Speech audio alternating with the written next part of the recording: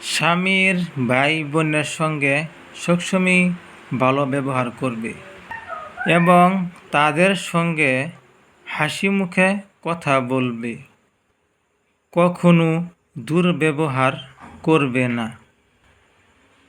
এমনও হতে পারে আপনার দুর্ব্যবহারের কারণে আপনার স্বামীর যখন খারাপ দিন আসবে, দুর্ঘটনা হবে, তখন আপনার স্বামীর সঙ্গে আপনার স্বামীর ভাই বোন পাশে দাঁড়াবে না।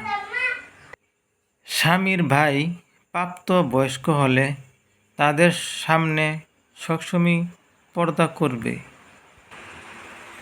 ভাই ভাইয়ের ভিতরে কখনো চেষ্টা করবে না যে বিভেদ সৃষ্টি করবে না, কখন কাজ্জা কেসকাল এগুলো স্বামীর ভাইয়ের মধ্যে কখনো এগুলো সৃষ্টি করবে না।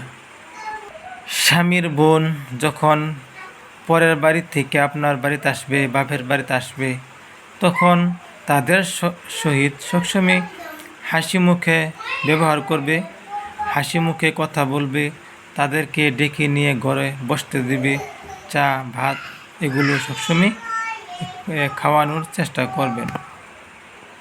তারাও আপনি ভাবি তারাও সবসময় চাই যে আমাদের ভাবি আমাদের সঙ্গে ভালো ব্যবহার করত, উত্তম ব্যবহার করত। এটাই মানে আপনার ননদরা এটাই আর কি বিরসা আর কি।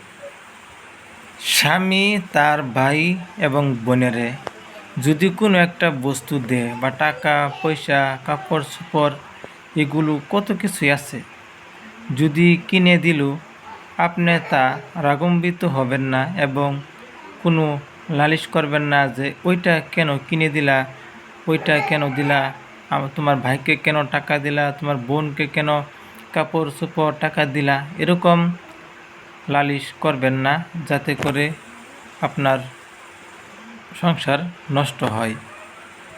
ভাই বড় ধন রক্তের কারণে, যদিও পৃথক হয় নারীর কারণে।